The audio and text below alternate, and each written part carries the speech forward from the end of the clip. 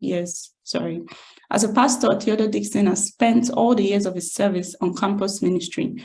As a youth pastor and mentored countless undergraduate and graduate students, he served as Babcock University graduating class sponsor from 2013 to 2017.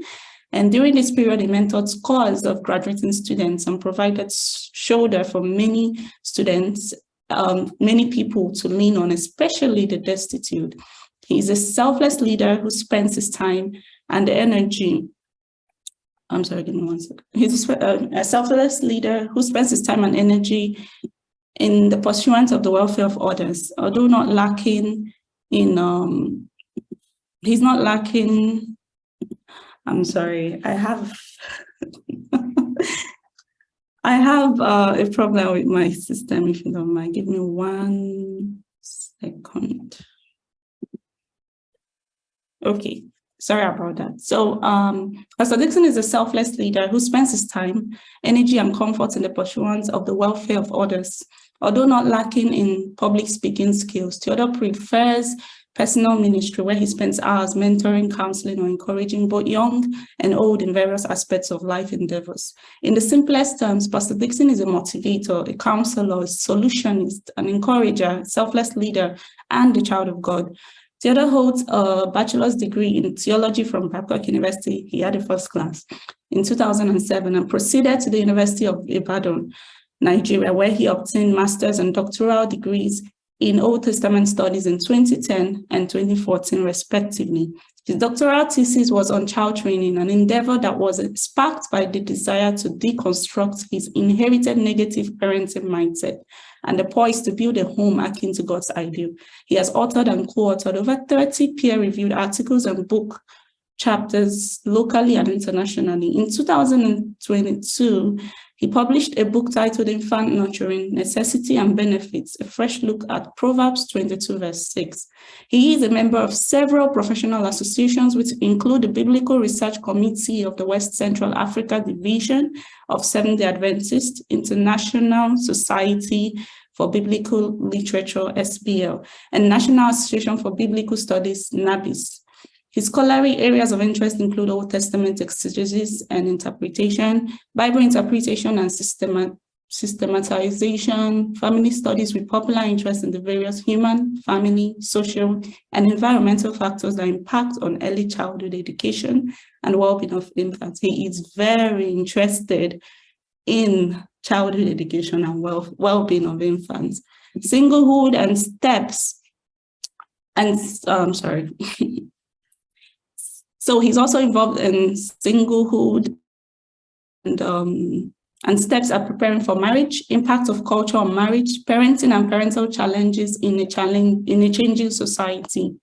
From 2016 to 2021, Theodore and a host of singles ran the Heritage Singles Forum, an online singles platform called Thursday at 8 p.m. with Pastor Dickson, with over 200 singles and married couples whose membership was drawn from at least 3 continents.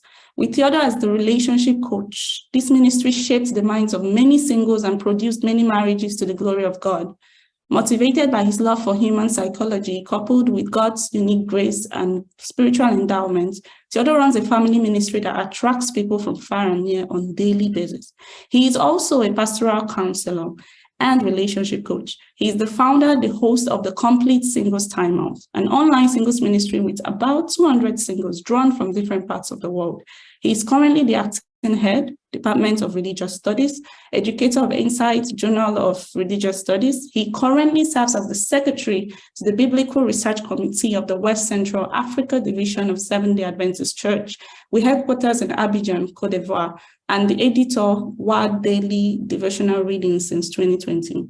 He is an ordained minister of the Seventh-day Adventist Church and currently the pastor of the New Creation Chapel at Babcock University. Pastor Dickson loves teaching, research, editing, music, counseling, preaching, personal ministry, and charity, and he is happily married to Success Eberechi Dickson, who he considers an answered prayer. And their union is blessed with 3 wonderful children, best man, Jessica, and Samuel. I would say there is no other person who is fit to be a host to this particular timeout session than Pastor Dickson. And he also happens to be the speaker for the next session. So ladies and gentlemen, help me welcome Pastor Dr. Theodore Dickson. Pastor, you have the floor. Thank you. Thank you so much. Shima, I thought you studied nursing. Because you are becoming more like a mass communicator. But all I read said it yesterday. So maybe Zico needs to think about it, and both of you, so you can change your direction. Pastor, you can hear me. Happy Sabbath. Happy Sabbath. It's a privilege to be here. Thank you, Dr. Grillo, for that very power-packed presentation. I really appreciate that. It wouldn't have been anything less. Anything. Pastor Dickson, sir. Yes, Mike, can you allow me? I know you are my son. I will fight you. Let me, just allow me to. Don't fight me, please, for the sake of those who are online with us. So I'm going to do something crazy. I'm going to do something crazy, so you pardon me. I'm not sharing my slide because somehow because of the stress of this program, I cut code. So it is not completely what I need to share with you, but I promise to make it available. So compatibility 789. Have you ever wondered why 2 is afraid of 10? Have you thought about that logic? Why is it that 2 is afraid of 10? Or maybe 6. Oh, 6, sorry.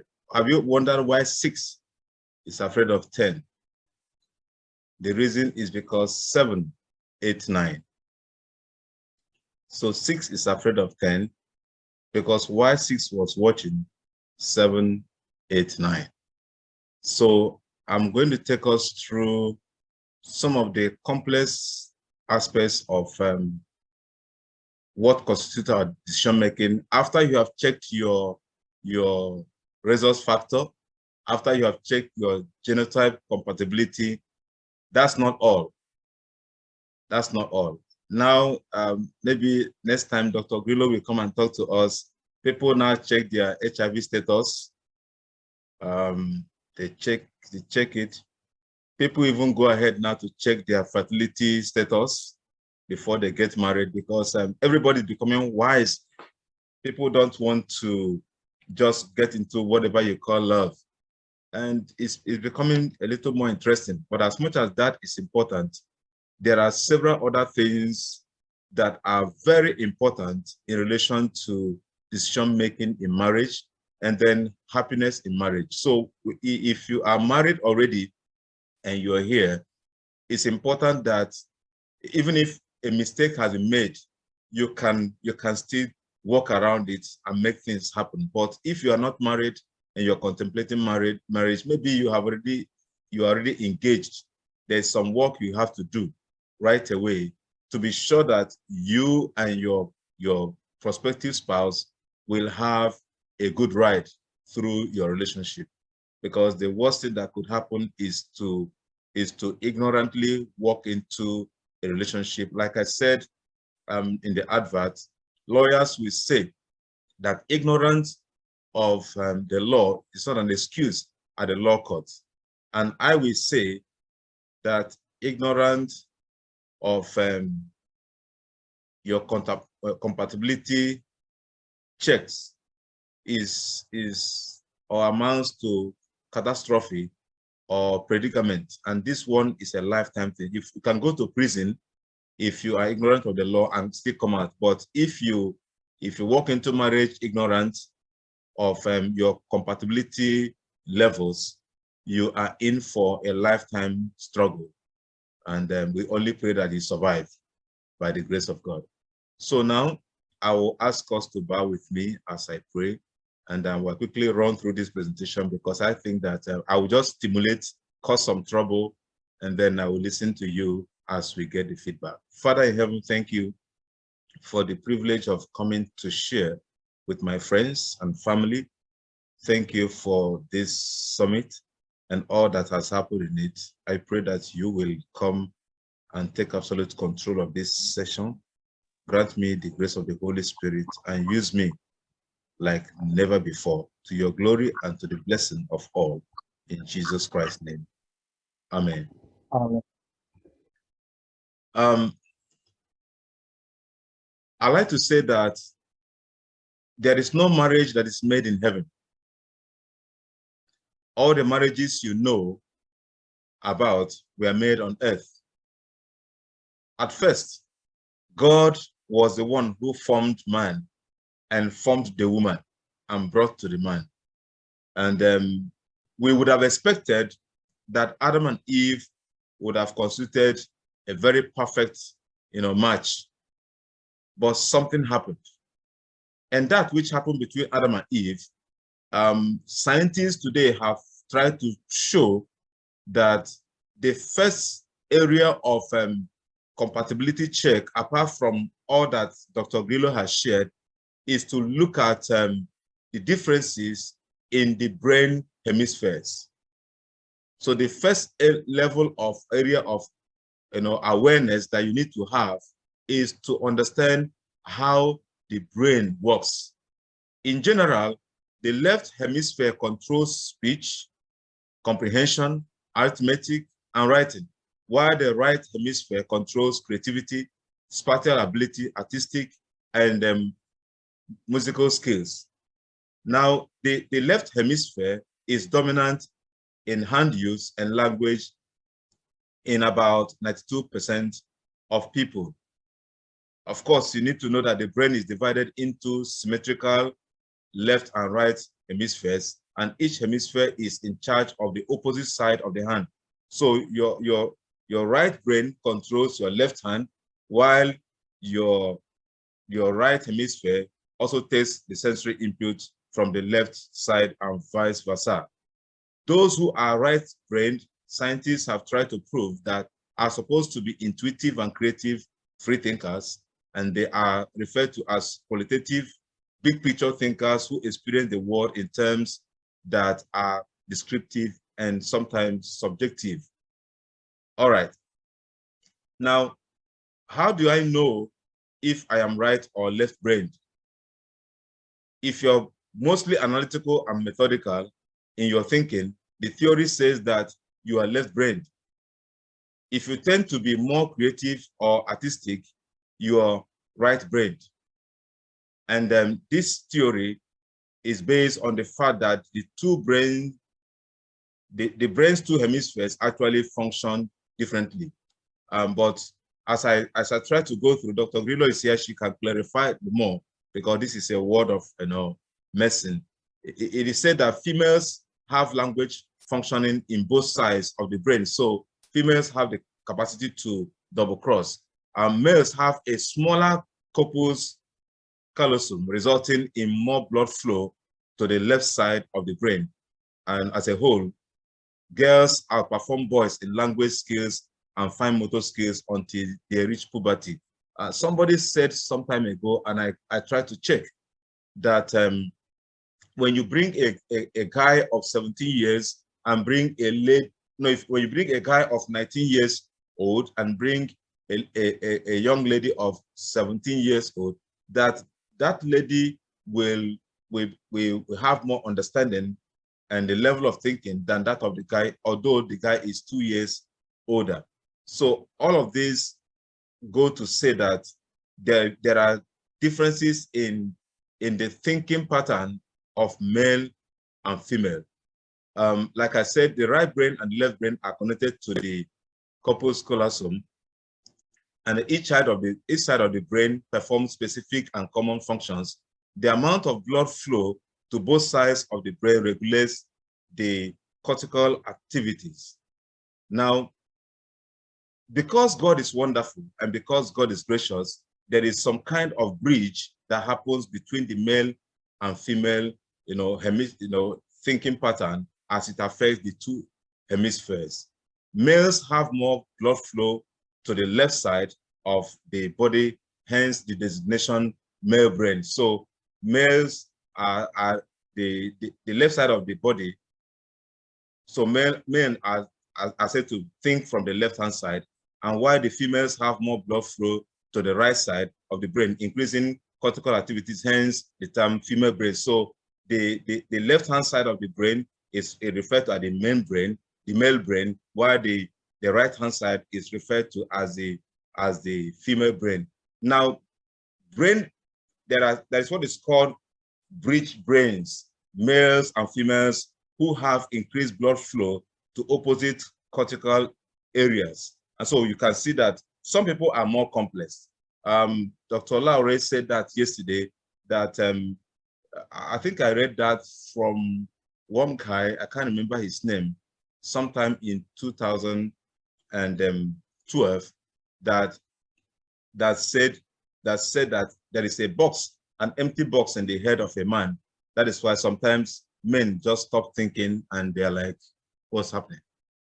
But women are able to think differently. Now, let me just try to put this a little down before I leave it. The left side of the brain processes information in a linear manner. Remember, that's the male. Processes from part of whole. Takes pieces, lines, takes pieces, lines them up and presents them in a logical order.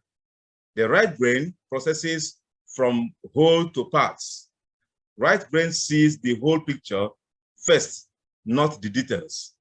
And this is what showed the difference. So as I mentioned, left brain, no, I'm talking about dominantly male, and then right brain, dominantly female. So while the left-hand side of the brain that has to do with, which is predominantly male oriented, takes pieces, lines them up, and presents them in logical manner.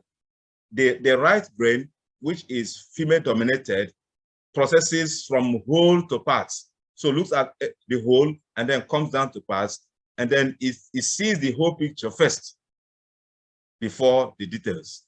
And that could make a difference. So while the man is taking it small and trying to blow it up, the woman has seen the whole picture and tries to come down to break it. The left side of the brain processes information in a linear manner. Okay, I think I've discussed that. Dominant left brain people process in sequence, are list makers, complete tasks in order and checks them off, are good spellers, good at following directions, good at linear sequencing of math problems, while the right brain people, are random, flit from one task to another, lose track of time being involved in another task, are late turning in projects, and need to make lists to keep life in order. Dominant left brain people easily process symbols, enjoy mathematical and linguistic endeavors, memorize formulas and words, while dominant right brain people want things to be concrete, want to feel and see the real object, may have double learning, to read using phonics, and prefer to use words in context and how a formula works. Dominant left brain people process in a logical sequence, I have mentioned that, and linear fashion, and they use information piece by piece to solve problems, make logical conclusions. So they take it piece by piece. Okay, if you take a man and dump so many things on him at the same time, he tries to fall apart, although there may be exceptions.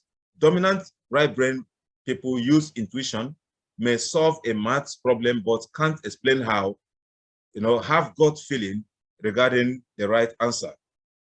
Dominant left brain people have little trouble expressing themselves in words, are precise in giving directions using distance, go 2 miles, turn left on Pine Street, then in a half mile. And you can see that that sounds like a man talking. Dominant left brain people may know what they mean, but have difficulty finding the right words, are much less precise in giving directions, use buildings and landmarks rather than distance, keep going straight until you reach this outdoor restaurant, then turn by the gas station, there and that. So they compute and process even verbal and non-verbal information differently. Talking about reality-based or fantasy orientation, the dominant left brain people deal with the way things are in reality, adjust to changes in their environment, want to know the rules and follow them, will make up rules to follow if there aren't any in place, know the consequences of their actions. This is how it functions. But on the other side, the dominant right brain people deal with the way things could be, try to change the environment rather than adapt, generally bend the rules, okay, are not aware that there is something wrong, or are often creative.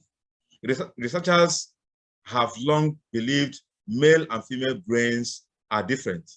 Of course, sex hormones begin to exert their influence 26 weeks after conception. Corpus callosum, the bridge of nerve tissues that connects the left and right brain, is thicker in girls than boys, allowing for more multitasking in females. The reason why I'm not able to explain how my wife is able to do 1,001 things even after both of us have retired from work at the same time. Okay, the reason why sometimes you want a woman to come out straight and she is trying to go around it and then try to explain everything, and sometimes we are not patient to listen the way as they come out from it. Females have language functioning in both sides of the brain. Males have a smaller corpus callosum, resulting in more blood flow to the left side of the brain.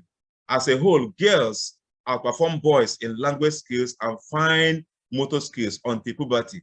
More boys identified with learning, disabilities. And then you have the fact that there could even be more and more challenges that will associate with how that affects the male and female. Let me not bug you so much more with this, but I just wanted to establish the fact that there is a whole lot of difference, when we talk about our brain compatibility.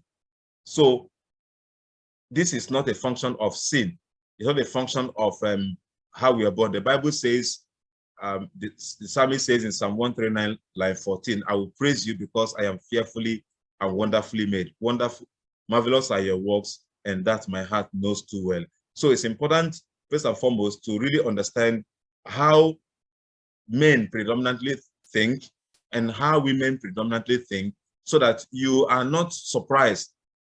A woman is trying to explain, to tell you what she's not able to, what is going on inside her. She doesn't know how to say it, but she knows what is going on, but she doesn't know how to say it. And then the man calls in, please, don't waste my time, go straight to the point.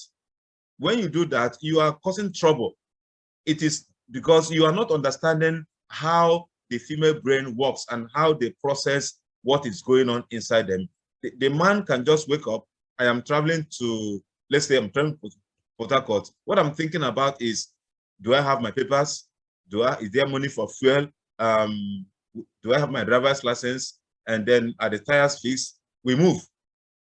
But the woman is thinking about, oh, when we get to Ijebode, we are going to buy fried fish because Mama likes it.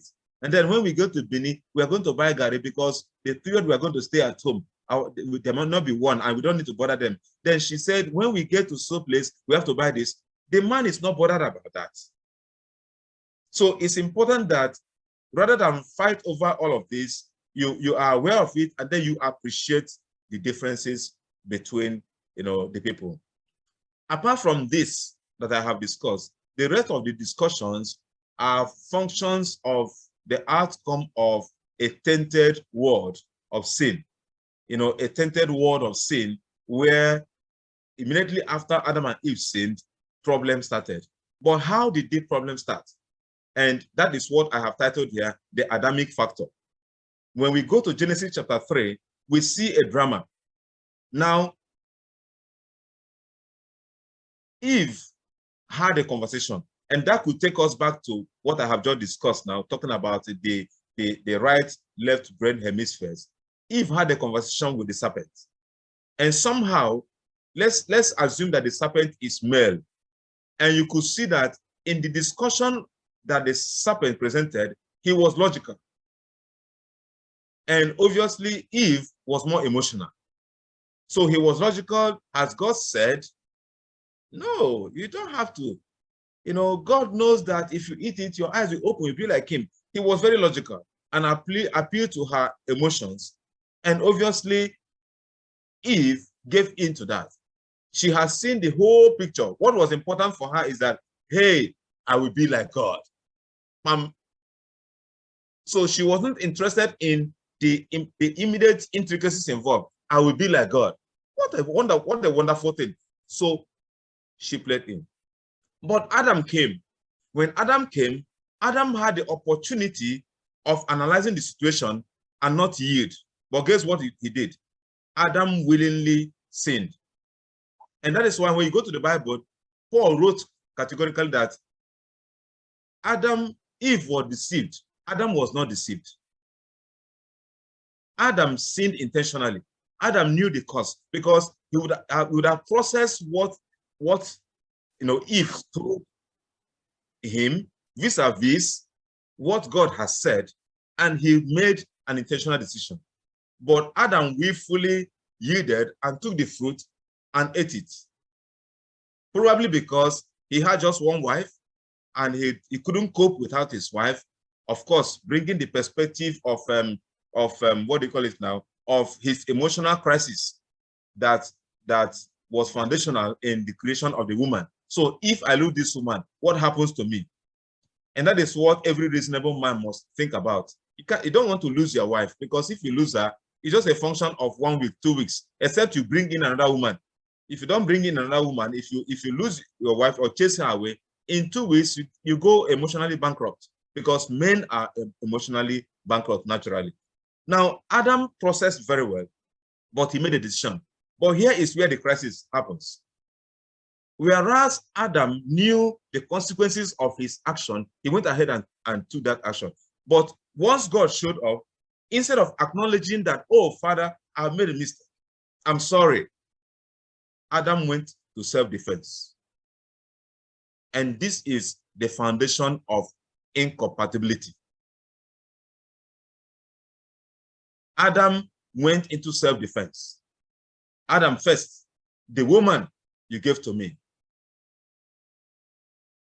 We were not compatible. The woman you gave to me, she gave me the fruit and I ate it. And then he turned around. The woman you, God, gave to me. So you see, I am the victim of circumstance. So Adam, by his decision, created a wall, a tension between the male and the female, and man and God. So I can say that his inability to take responsibility for his actions, his well-meditated action, arising from the capacity God has given to him to be very analytical, is the reason why there is tension in relationships today. And everybody goes into defense.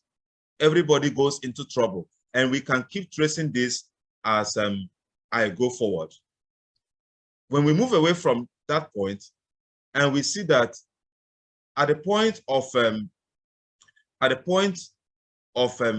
creating man, one other factor that shows up is the gender difference. Of course, I have already discussed that, as embedded, but permit me to say that differences between the males and females can be based on several factors. Number one is that men and women are actually different in several areas. Apart from their physiological and anatomical features, men and women are different in abilities. I have just demonstrated a few of it. Men have physical strength. that is immediate. Women have strength, additional stamina that sustains them beyond the time when the physical strength of the man, can last. So that is something that separates men and women. Okay, I have already shared with you that men and women have differences from the way they reason, and that is very important. And then there is also the factor of gender roles. We have issues of gender roles that presuppose how men and women are supposed to act in the society. A lot of challenges arise today from that, but it's important to know that whether gender roles are stereotypes, as feminists will tell us or not, there are certain biological functions that God has given to men and women that nobody can contradict. I am not created, to carry babies. That makes me different from my wife. A woman is not created to impregnate a man, and that is what makes them different. And for that reason, there are certain predisposing factors that are inherent in these genders that we all need to be aware of. I don't menstruate, women do. So you need to understand, not just being aware of it, but we need to be aware of the consequences and the implications of this. If my wife is going through her menstrual cycle, I need to pay attention. I need to understand that it causes her something. If your prospective spouse is going through that period, you need to be empathetic. You need to be involved. Okay, women go through a lot of hormonal changes that men don't really understand. And talking about issues of differences, Dr. Grillo is here to affirm men have andropause issues. Men have prostate issues. Women have menopausal issues. Okay, a woman does not know what is called weak erection. She may have her own issues with sexual desires up, back and forth, but men have issues of weak erection. Men have issues of quick ejaculation and all of that. So we are different in several ways. And before you get married, even though you're not going to do a test as to, okay, let's take whether you ejaculate quickly or your sperm is watery or all of that.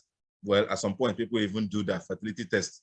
But the point is that you need to be aware, and then not just being aware, understand what some of the factors that are associated with these issues. Let me give you an example. If you are a lady and you are going to get married late for any reason, or let me turn it around. If you're a man and you're going to get married late, you need to be aware of the fact that you already run a risk. Because at 40, you are susceptible to prostate enlargement. My doctor even said that at 35, it is already, predisposing.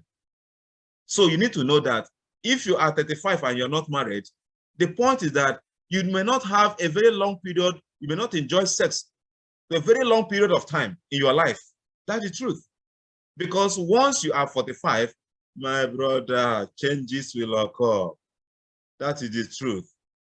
That guy that used to wake up in the morning and greet you, remember when you were 18 years old, when you are 19, 20, 25, as you wake up in the morning, your manhood wakes up and greets you. In fact, you beg him, cool down. And he said, I'm not cooling down, I'm standing. You have to be struggling with it, especially if you live with your parents and you want to come and greet them. You have to be struggling to beg your manhood to keep quiet and allow you to behave well. But as you get to 45 and moving to 50 and above, you want it to wake up and it's not waking up. It's not waking up, and you are not going to fight. It's natural. You can do one or two things to try to keep it up, but the truth is that it has happened, it has happened. And your parents won't tell you. They will say, build a house first before you get married. Hey, you have to not train this person. You have not trained this person. You have not, what do you have? They won't tell you that when you get to 40, 45, you'll be struggling on your own and you can't say it in the public. They won't tell you. So you have to find a way to deal with all of these things, and this level of awareness will help you to make decisions at the right time.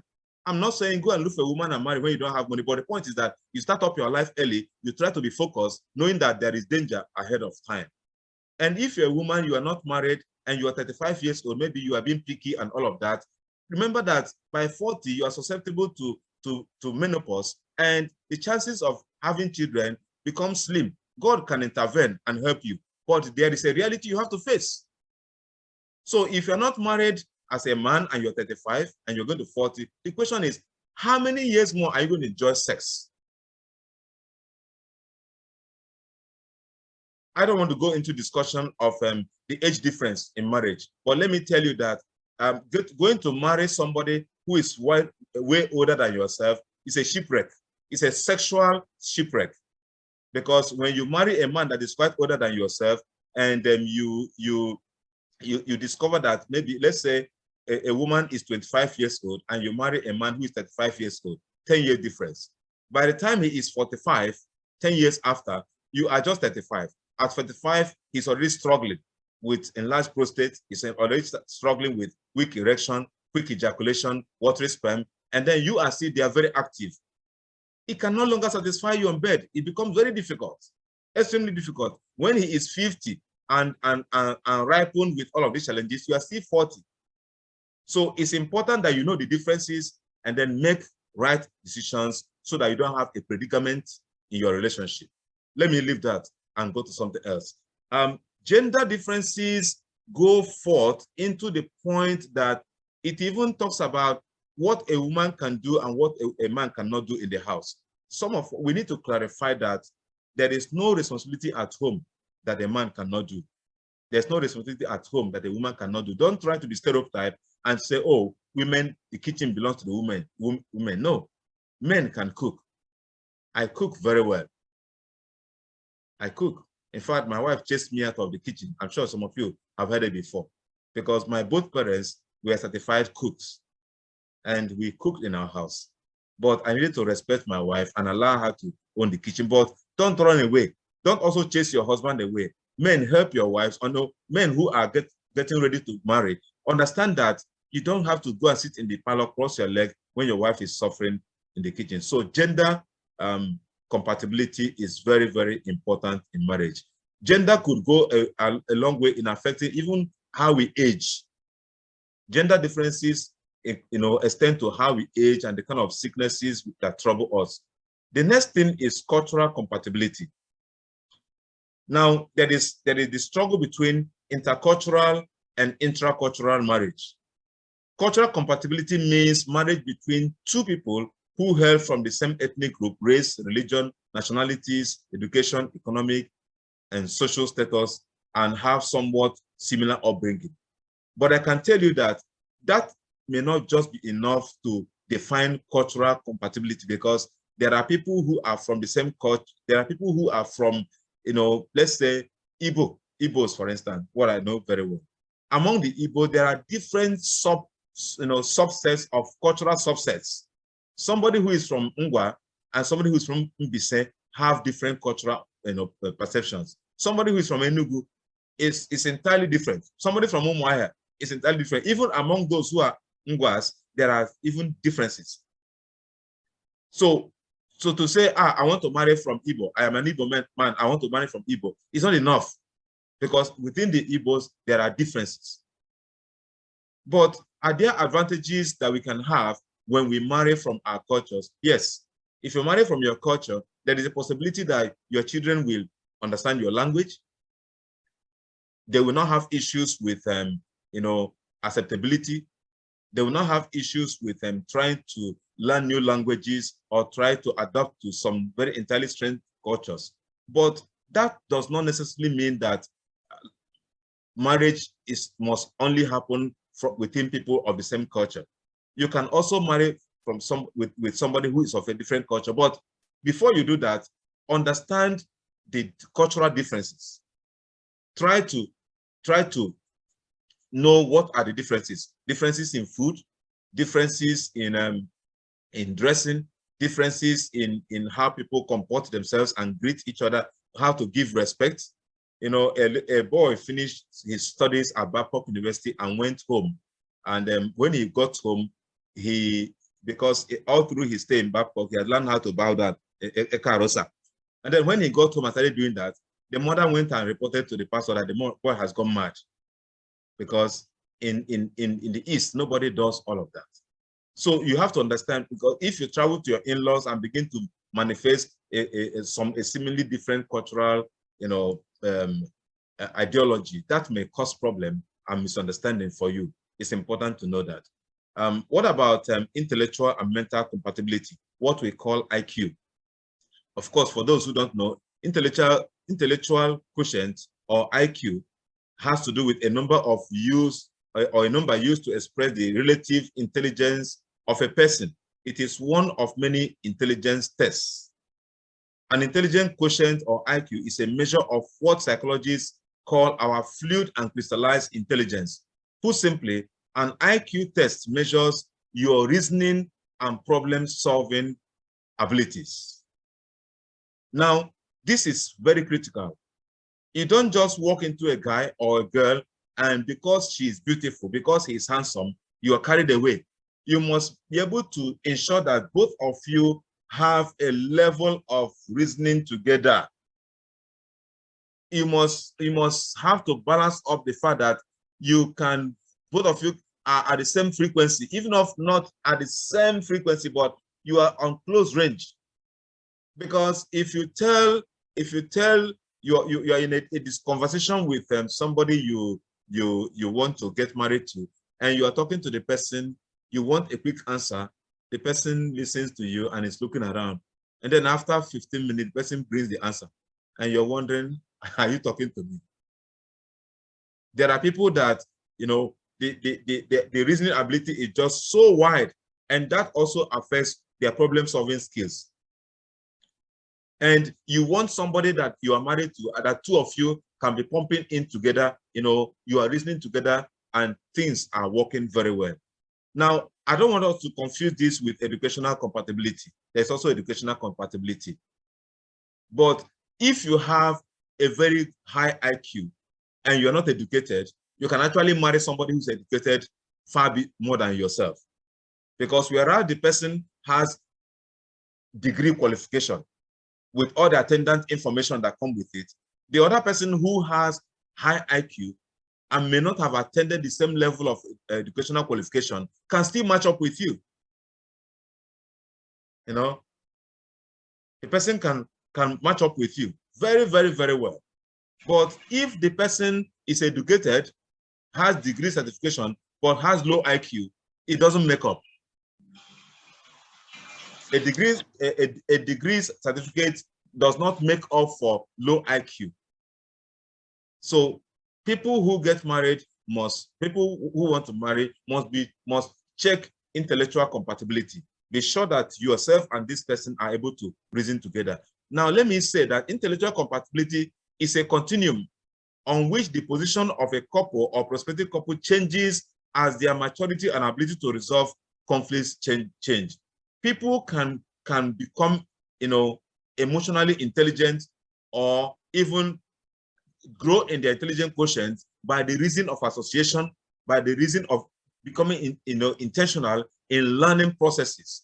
Because God has made our brain capacity so big, each person has about 27 billion brain cells, and we can only use about 1/3 of it before we die. So there is so much adjustment that go on, because as we try to exercise our brain, God allows us to use the capacity that is available. So those who have low IQ can actually begin to work on themselves, and they can make up, because the deficiency may just be a function of environment, or a function of a gap in the learning process, or a function of the fact that one grew up in a home where parents don't know what to do, did not provide that basic foundation. But you can have acquired behaviors that are outside inherited tendencies, and that can help you to come out. Now, having said that, that does not mean that educational compatibility is not important. I'm talking about educational compatibility now. The question is, what is his or her educational status? Because you need to know that the way men respond is entirely different from how women respond. If the woman is educated and the man is not, does he have insecurity issues? Because in a case where the man is the one educated and the woman is not educated, somehow there seems to be no problem. because the ego of the man is protected. But when the reverse is the case and the woman is educated and the man is not educated, the point is, is he able to accept that reality? What happens to the scope of their communication? What about social acceptability? How will it affect the sphere of their friendship? If your wife is educated and you are not, and two of you have to attend occasions, are you able to cope with it? Okay. Now, if he or she is not educated, is he or she willing to go to school? These are questions you must resolve before you jump into a relationship. You have to solve those questions, because if you don't solve it, it will give you trouble, serious trouble. I hadn't gone to university before I married my wife. Like I said, I sent her to school before we got married, but I knew I was going to go to school. I knew. So she went ahead of me, and then I followed. And immediately I finished my first degree, that same 1 month after I finished my first degree, I sent her back to school to continue with her own education. And it had been like that. Immediately after our children leave school, now by next year, God helping us, she will go back to school. And that's the process. You have to be sure that you size up your partner, that you can close all gaps, be sure that you reason together, because where there is incompatibility, intellectually or education-wise, it can cause problem. I have seen some men who have whose wives are educated and they have not gone to school, but they have skills and they have high IQ. Some are able to manage it, but somehow too, when you look at it, there may be levels of insecurity that could, dovetail into bigger crises. I will end by discussing the temperament differences, temperament compatibility. It has been mentioned here that temperament has to do with our innate natural reaction to people, situation, and ideas. Okay, it affects how we think, how we act, how we react, how we buy, what we do. And the four basic temperaments include the sanguine, the choleric, the melancholic, and the phlegmatic. A quick review. There is so much to say. I don't want to get into that. The choleric person, dominant choleric, is a go-getter, okay, who is great in accomplishing goals. The strengths of this person includes a born leader with energy, enthusiasm, and a strong-willed, self-confident, and optimistic person. But the weaknesses will be struggle with being empathetic to others' needs or feelings, and then could tend to be controlling and very overcritical of others. Now, if you are not this person, the point is, do you know what made the person behave like this, and are you able to cope with it? The melancholic, on the other side, is a deep thinker with strong in ideas and passionate feelings. This person is naturally skilled at keeping things organized and humming along smoothly, a faithful friend who connects deeply with people. But this person may also struggle with perfectionism, and I raise my hand up, or negativity of self and others, and can be easily overwhelmed by life. The sanguine person is a people's person, and the life of every party. This person is adventurous, creative, and just plain likable, thrives on social interactions and sharing life with others. But the weakness is that this person may have difficulty with following through projects and gets easily overcommitted, lacks self-control, and tends to avoid the tougher part of life and relationships. Finally, we have the phlegmatic, who is the servant leader, who is always calm under pressure, supportive, empathetic, and a great listener, often the peacemaker, looking out for other people, easily content and happy to be part of every team, not the boss anyway. But yes, peacemaker is here. The weak part of it is that the person may struggle to take initiative when necessary and can avoid conflict and sharing strong feelings. The point is, how does these differences affect us? Each person has a dominant temperament and then a complementary temperament. Let's take, for instance, the sanguine personality. The dominant sanguine is a big spender who spends money to impress others, who likes to be at the top, who is always in want of attention, but does not like to budget, does not like, to sit down and plan for the future. Let us talk about it now. Tomorrow will take care of itself. And then you are getting married to somebody who has checklists for everything, who wants everything to be budgeted. You need to understand that. Incidentally, opposites attract. So that is why positive and negative will bring light. If you bring positive and positive together, it will spark and there will be flame. But opposites can also repel if we do not look at them from a complementary point of view. Dr. Misola mentioned that yesterday. If we do not look at our differences from a complementary point of view, that might become a problem. Research shows that people tend to have one main temperament. I have mentioned that the more self-awareness we have, the better. Understanding our unique personalities help us thrive in relationships and in conflict and in life general. Self-awareness helps us understand why certain situations feel extra hard to us when others seem to breeze through them. I will never forget a situation that happened in 2001 while I was the choir master of Port Harcourt district, old Port Harcourt district.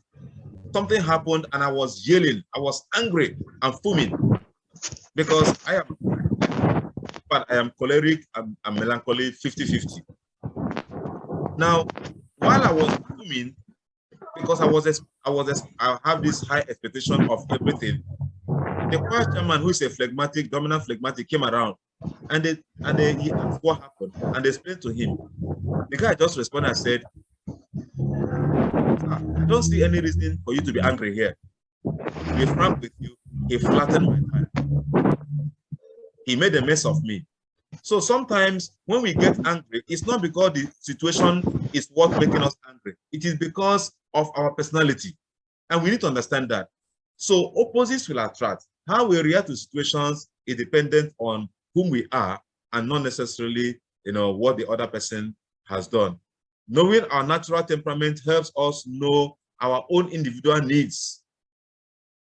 It helps you to know what your needs are. Some of us want to be left alone.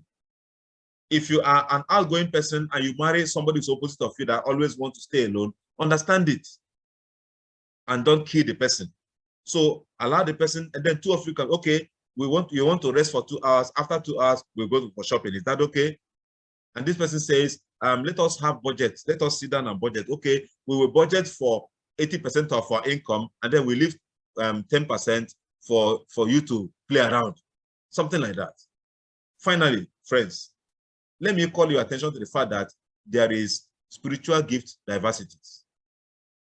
Differences in spiritual gifts can become a problem if people don't pay attention to it. Some people have the gift of visitation. Some people have the gift of giving. Your partner may have the gift of giving and you don't have. Your partner may have the gift. If your partner had the gift of singing, it will take time, it will take resources, it will take physical presence, attending choir rehearsal or something. Are you able to cope with that? Or will your response be, you cannot keep attending choir practice? No, I will not accept it every time you are going out. No, that will kill the person. In fact, every attempt or any attempt to stifle or destroy somebody's spiritual gift will be an effort at destroying the person and the joy of the person. So understand the differences and then be able to blend with, as much as possible, and life will become, together. In all of these differences, there is one central point. In Christ, there is no east, there is no west, there's no north, there's no south. We can always meet together when we bring Christ at the center. Whether it is temperament difference or cultural difference or tribal difference or mental difference, when we come to Christ and do all that we have to do, even if at the point as I'm speaking to you, a mistake has already been made, you have made a choice that there's no point of return. Instead of walking away, instead of trying to undo the past that will eventually lead you away from God, the point is come to God, sit down with your partner, sit down with your spouse, and discuss these things. If you need to see a doctor, see a doctor. If you need to see a psychologist, see a psychologist. If you need to see a counselor, see a counselor. If it is something you have to work out on your own, work it out. If something you have to work on yourself, with yourself and God, the word of God and the Holy Spirit, you can work it out and things can work well. But if you are not married yet, it's important to do these checks and clarify what you need to clarify before you say, yes, I do. Thank you very much for listening, and God bless. Thank you very much, Pastor. Thank you, sir. Thank you very much. Yeah, thank you, sir. That was a very beautiful presentation. Thank you so much. Welcome.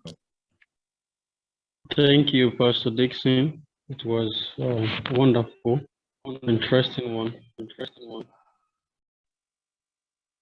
Thank you, Pastor.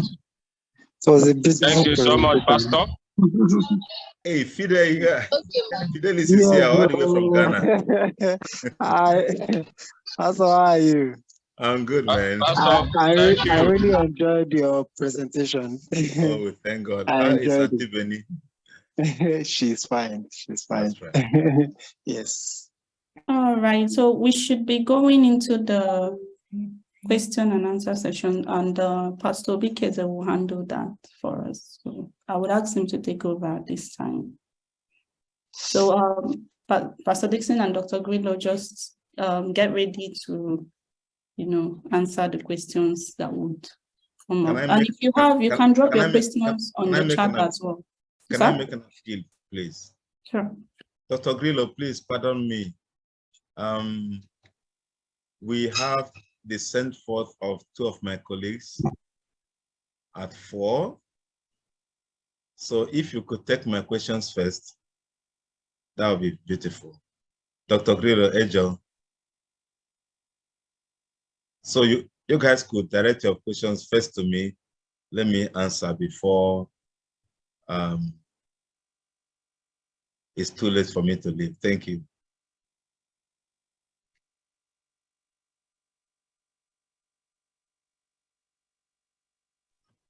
Chuma, did you get my point? Yes, I did. I'm waiting for Pastor Bikeze. He will handle the question and answer session. So please, you can also drop your questions on the chat as well, so that we can take them. Or you can raise your hand up if you want to ask.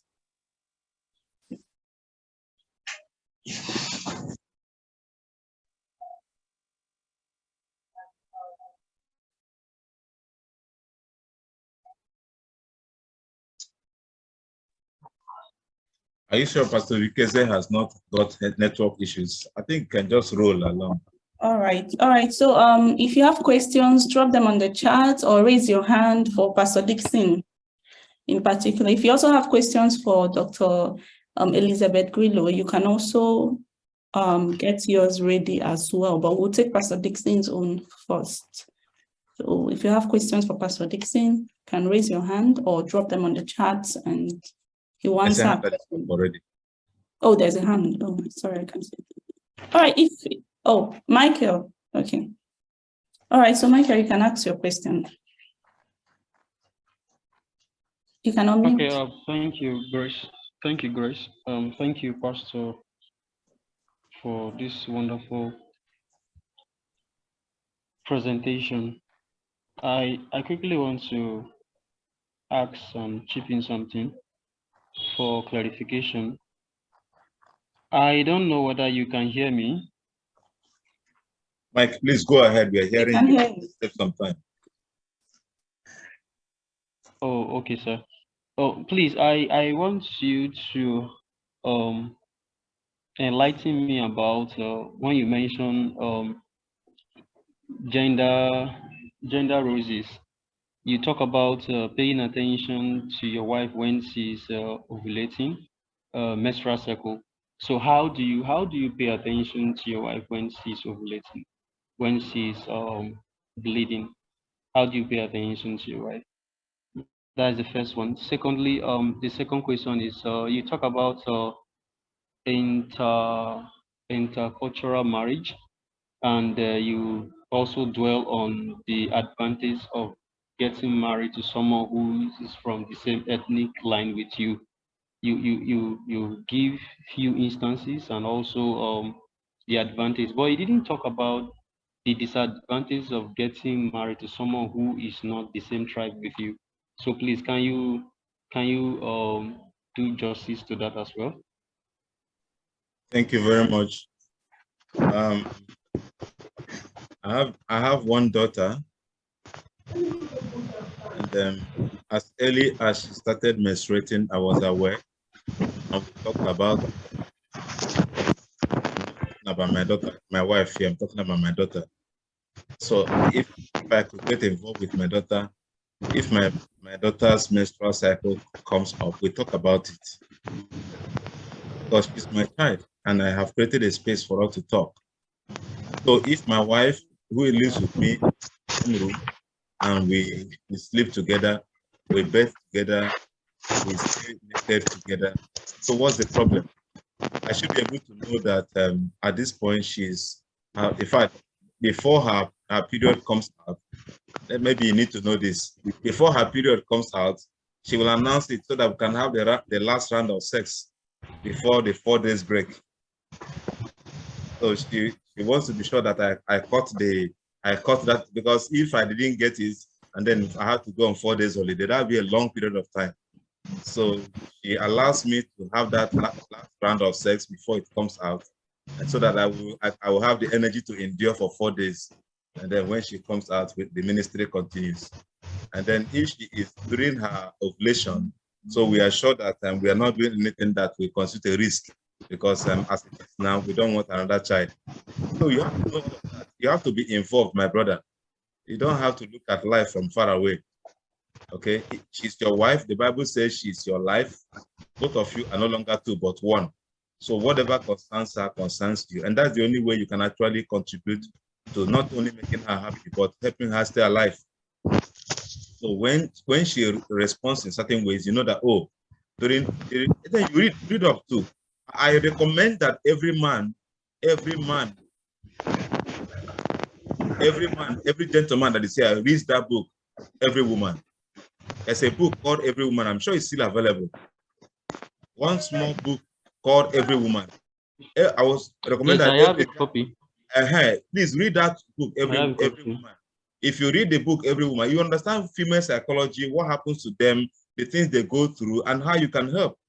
That's the whole essence of life. Okay. And then for cultural issues, I said, if you marry from outside of culture, maybe you didn't listen very well. You have issues of adjustment in food, adjustment in pattern of greeting, respect, adjustment in language, and so many other things, so many other adjustments that you may have to. Even adjustments when it comes to marriage requirements, adjustment when it comes to burial, because the culture is different. So before you get into such marriages, acquaint yourself with the differences, and then be sure that you are ready to take it. In some cultures, when your wife dies, she must be buried in her home. So ask yourself, am I ready for that? After we have lived together for 30 years or so, and I'll just sit down and they will take my wife and go and bury her in place. Are you ready for that? If you're not ready for it, don't go in, and then after, when it is time, you go to fight. That will show you are ignorant. So settle all of that. Look at it from a very comprehensive point of view to avoid any kind of relationship mishap. Thank you. Yeah, thank you, Pastor. Please, one more last thing before I mute myself. You know, I sorry. actually like when. Okay, go ahead. Can I continue, please? Yes, okay. Please. Look, that menstruation cycle, the menstruation aspect of it, looking at it from the cultural perspective, you know, there are some cultures where the man is not allowed to go closer or to know anything about when the woman is menstruating. Which like culture? For instance, like my culture, you don't actually go close to your wife. You don't do anything with your wife when she's in that situation. What do you mean by doing anything? What do you mean? You don't have to now. It's not a function of culture. It's a function of common sense. Is it? Okay, I'll rest my case. Let me learn. I think that actually answers his question. I think he answered his question. Let's take the next question if you don't mind. So I have Udo Happiness. Her hand is up. I would ask her to unmute and ask her question, please. Thank you. All right, thank you.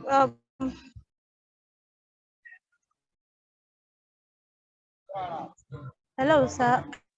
Can you hear me? Yes, go ahead. Okay, my question, sir. My question, sir, is it wrong for a woman who feels she has a low IQ, because you talked about having low IQ and having a high IQ, or being with someone that has a higher IQ than you do, it can also cause a problem in the family. Is it bad to feel like you want to upgrade, you need a man that has a higher IQ than you have? And is it bad to feel like you need to upgrade your own IQ by having someone that has a higher, or learn from someone, maybe let me say your partner or your partner whom you're engaged with? Is it bad to feel like you need to upgrade through him, or because you have seen that this guy has a higher IQ and you love his way of thinking and reasoning and you feel like you want to upgrade? And is it bad to feel that way?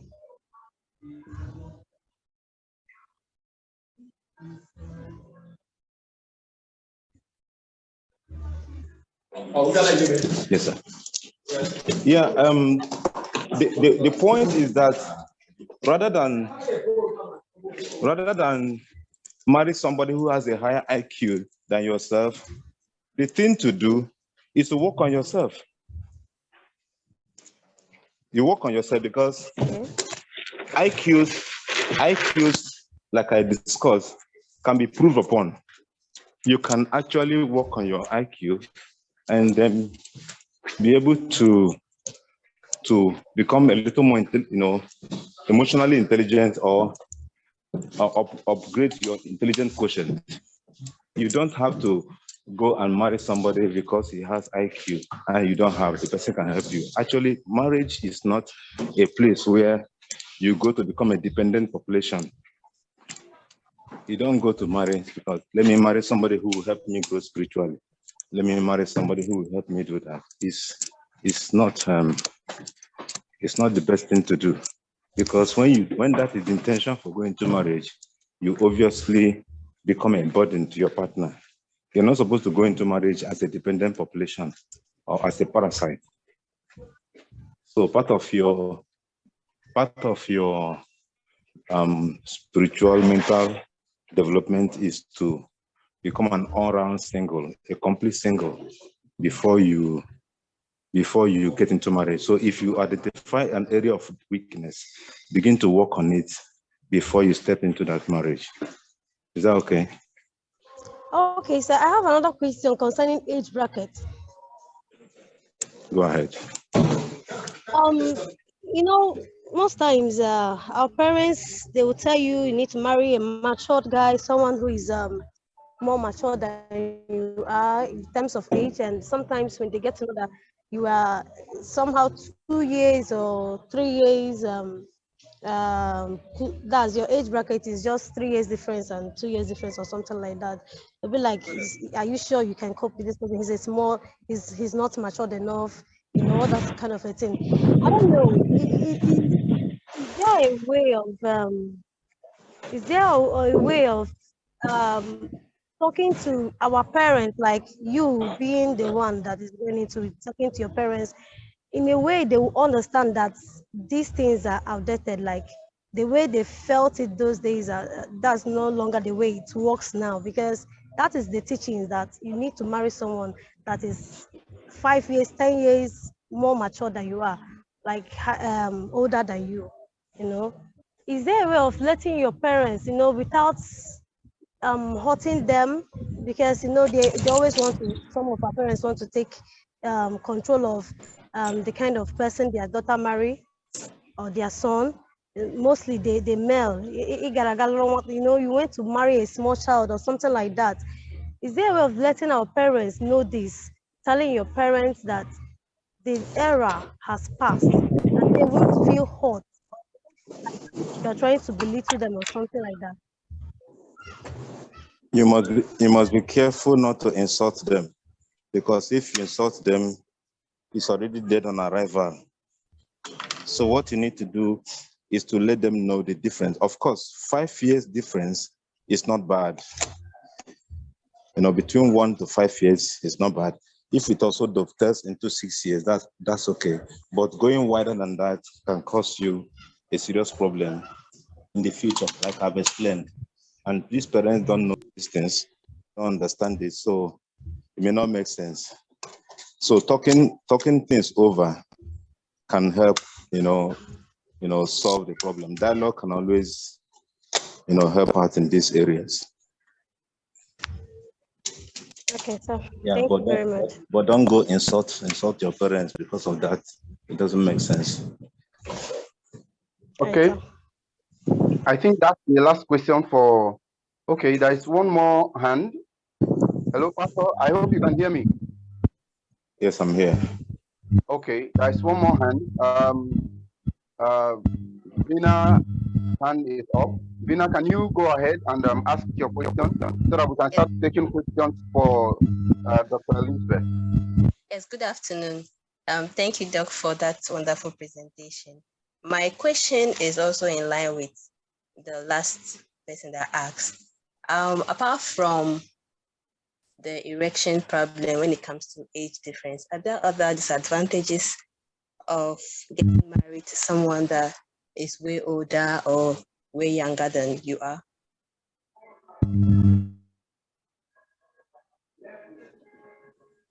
Generational conflict of ideas and generation.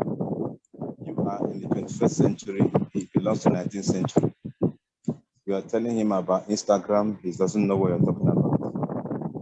You're calling him about social media, he's not talking about, he's not thinking about it. So there are a lot of issues. The person is using native intelligence, you are using contemporary intelligence. So a lot of it. Okay, thank you very much. A lot of issues, man. Even when it comes to social attendance participation, you are thinking contemporary, the person is thinking cultural. You go for an occasion, you're supposed to be lively with friends, the person is feeling insecure. The troubles are too many. So it is good to stay within the same cultural and the same intellectual worldview. You know, we all belong to generations. It's good to marry somebody from your generation so that you can have that understanding. Thank you. Okay, thank you very much, sir. All right. Thank you so much, sir. That's the last question for Pastor Dickson. I want to say thank you so much, sir. I hope Dr. Elizabeth Grillo is still with us. Okay, that's a question already. Sophia is asking that you explain more on resox factor. I think she was having network issues when you were teaching. Maybe you can just do a little bit of a recap while we wait for people to raise their hands for questions for you. Okay, thank you very much. The issue of resource factor, as I mentioned earlier, when you're resource positive, it means that you have a resource antigen on your red cell. And when you're resource negative, it means that you don't have the antigen. And I said 85% of people have the antigen, while 15% don't. And this actually becomes a problem only when the woman or the person is a female. If the person without the antigen is a female, and it only affects the children. I said earlier also that the first child is usually spared without any issues. Now, if the female being resource negative marries a resource positive man, now during the process of that pregnancy and delivery, the blood of the baby can mix with the mother, forming a foreign body, and then the mother now gets sensitized about this antigen that enters into her system and produces antibodies against the blood of the baby that mixed up with ours. So when those antibodies are produced, they remain within her system, and such that every subsequent pregnancy she has, if the baby is rhesus positive, these antibodies go in during pregnancy to destroy the red cells of the baby and affect the baby, and sometimes even causing the death of the baby. And this consequence is worse with every subsequent pregnancy. Although I also mentioned that if the woman is aware of her blood group, that she's rhesus negative, and of course the baby's blood group is done and baby is found to be rhesus positive, she's given the Rogam injection, so that which mops up the red cells of the baby that might have mixed with hers, so that she doesn't get sensitized and produce antibodies against rhesus positive blood. Thank you. All right, thank you so much, ma'am. Please, if you have a question, we still have about 5 minutes more. If you have a question, can you just raise your hand or drop the question on the chat box so that Dr. Elizabeth can attend to the questions immediately, because we are about to move into the next section, because there's no much break. We're about to move into the next session. So if you have a question for Dr. Elizabeth Grillo on issues on compatibility as it relates to health, she talked about genotype and rhesus factor. So if you have any questions, could you please drop the questions now or just raise your hand so that you can ask? We are waiting. If in the next 1 minute there's no question, then we will close this session and move on to the next session immediately. Somebody also asked earlier that if genotype could change. Your genotype actually cannot change, except if the patient has had the person is SS before and then has had the bone marrow transplant. Even at that, after some years, the real genotype will also surface. So your genotype does not change. There might be have been a problem with the previous lab result or the current one. So usually I usually tell people, if you've done the genotype test before and you're doing it again and they're giving you something very different from what you had before, get a tiebreaker. Get a third lab that will do another one, and then you know with that you know which exactly is your genotype. Your genotype remains the same once you are born. Somebody also mentioned about just the change, and that how many times can you do it? You need to do it just once. If you're doing in a good lab, you need to do it just once to know what your genotype. Once you have an idea of what your blood group and genotype is, it doesn't change. It remains. It has the same thing it will be for the rest of your life. Okay. There's another question by the same person. It said if you marry, if you are a rhesus positive and then you get married to rhesus positive as well, is there any problem to that? Okay. Rhesus positive marrying rhesus positive, there's no problems in that. As I said earlier, the only issue comes when a rhesus negative woman marries a rhesus positive man.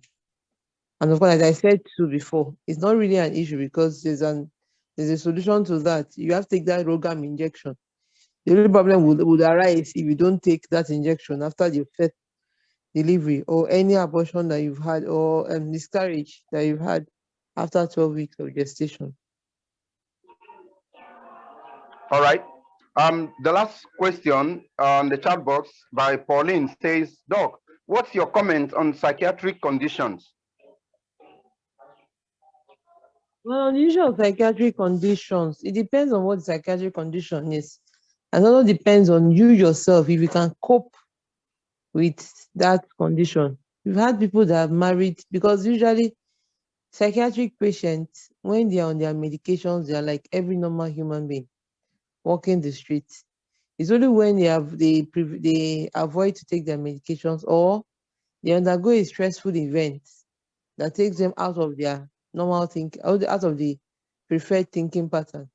So if the partner in question knows what the psychiatric condition is and feels that, okay, I can cope with it, irrespective of what is being thrown at me, I should be able to cope and support this person, fine. There's no problem in that. You can actually go ahead. But if you know you cannot cope, there's no point going ahead. Thank you. All right. Thank you so much, Ma, for being with us today. We really appreciate you. We're grateful that God used you today to enlighten us and open our eyes to so many things. Thank you. We pray that the Lord will continue to bless you.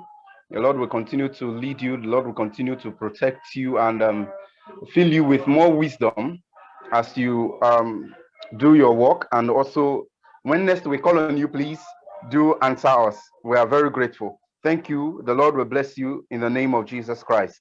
Amen. Amen. You're welcome. Okay. It's always my Yes, pleasure. ma'am. Thank you so much. All right. Thank I you, will invite. thank you, Dr. Grillo. Thank you.